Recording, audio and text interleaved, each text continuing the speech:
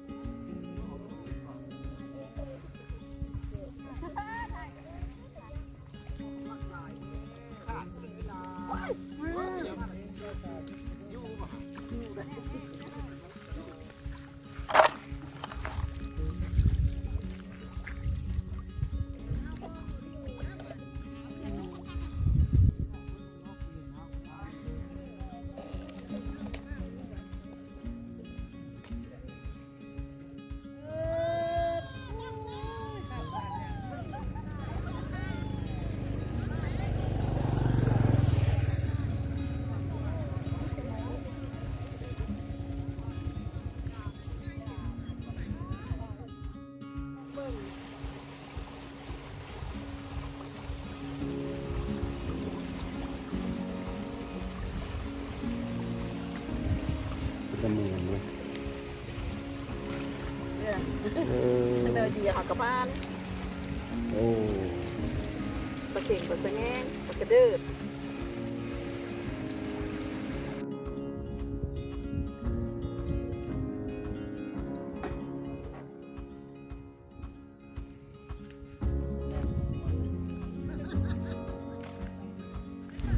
นี่คือชีวิตความเป็นอยู่ของชาวบ้านเนาะทึกสะดุ้งหาปูหาปลายามเช้าๆเพิ่นมารับเช้าแต่เช้าๆพี่น้องเอ้ย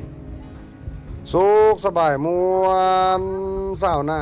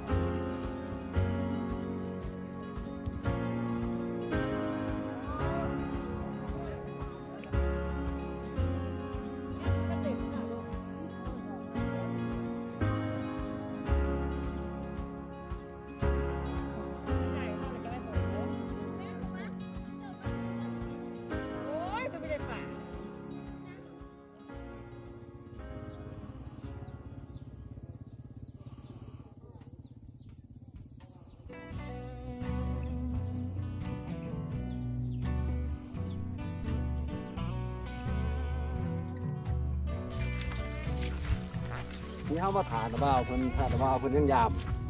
อยู่กลางน้องเพิ่นนี่เฮาเพิ่นสิยามมาสิแล้วเฮาสิมาลักขาตามเพิ่นสิว่าสิลายบ่หรือว่าจังไดเบิ่งนํกันเด้อในระหว่างที่เฮาถานะบ่าวเพิ่นยามมาเฮาต้องฮักหน่อไม้ถาพี่น้อง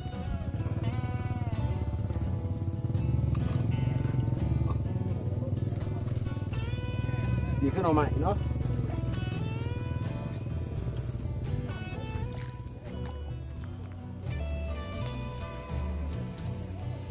มาใหม่ทาพี่น้องกระป้องคุณบ่หายครับเดี๋ยวร้ายอยู่กินเดี๋ยวร้ายอยู่โอ้โหแกงโป๊ก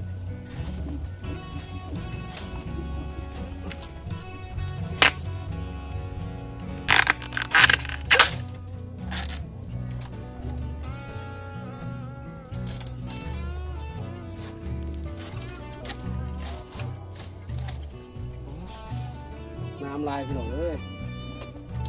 มา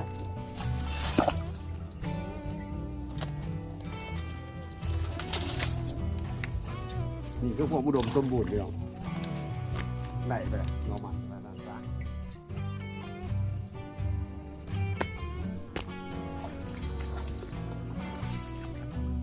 ๆโอ้นี่ซุปบะหมี่โนมา